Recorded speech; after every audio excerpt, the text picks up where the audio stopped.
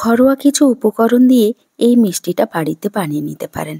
যারা মিষ্টি কোনোদিন বানাননি তারাও বানিয়ে নিতে পারেন, কারণ এই মিষ্টিটা বানানো খুবই সহজ।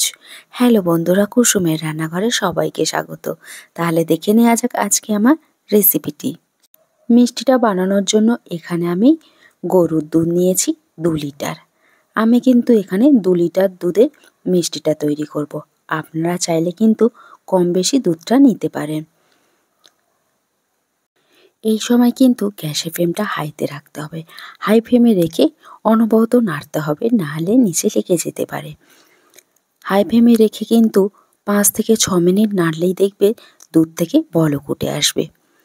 অবশ্যই করে কিন্তু অনবরত নাড়তে থাকবেন। দুধটা কিন্তু 5 থেকে 6 মিনিট হয়ে গেছে। এবার আমি 1 চামচ ভিনিগার আর 1 চামচ জল দিয়ে একটা বাটিতে রেখে দিয়েছিলাম। অল্প অল্প করে দিয়ে ছানাটা আমি কাটিয়ে নেব।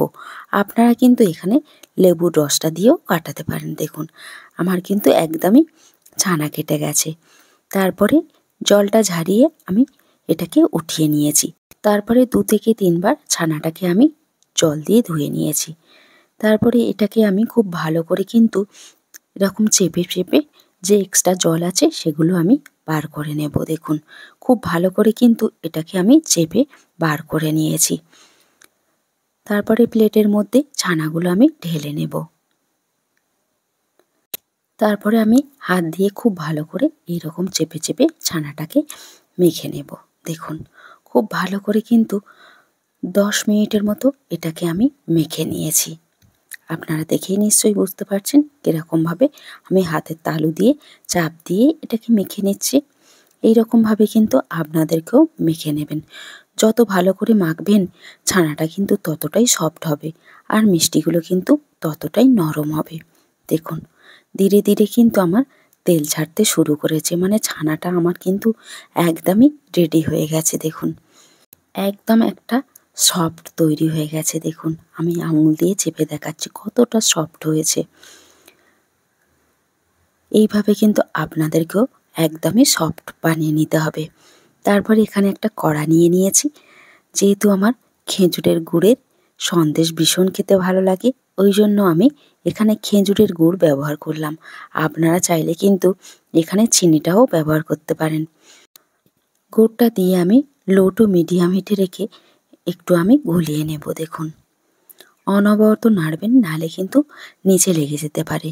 গুড়টা কিন্তু আমার একদমই গলে গেছে। দেখুন তারপরে আমি ছানাটাকে দিয়ে দেব। ছানাটা অল্প অল্প করে দিয়ে আমি অনবরত নাড়তে থাকব।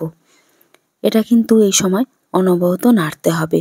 আপনার কিন্তু লো টু মিডিয়াম হিটে রেখেই কিন্তু এটা অনবরত নেড়ে নেবেন। দেখুন ধীরে ধীরে কিন্তু অনেকটাই শুকিয়ে যাচ্ছে।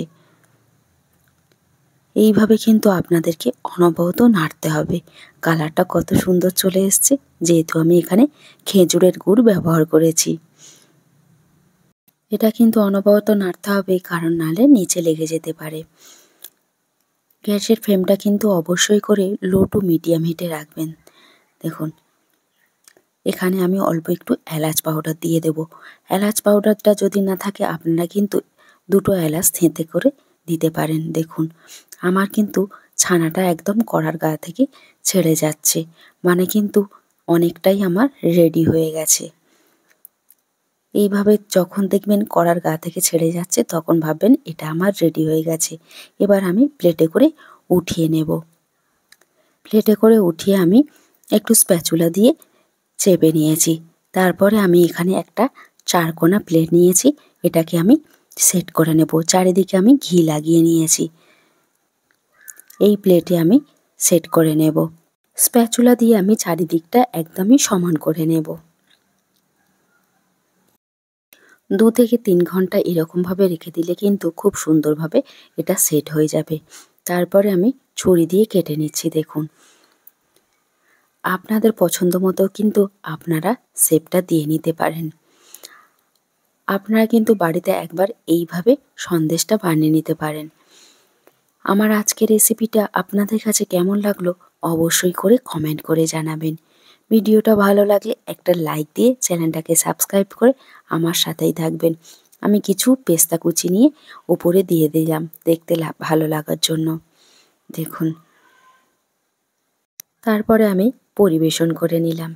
একদমই কিন্তু রেডি হয়ে গেল ছানার সন্দেশ। আমি আপনাদেরকে একটা দেখাচ্ছি, দেখুন কত সুন্দরভাবে তৈরি হয়ে গেছে। আজকে এখানেই শেষ করছি। ভালো থাকবেন, সুস্থ থাকবেন। আবার ফিরে আসবো অন্য কোনো রেসিপি নিয়ে।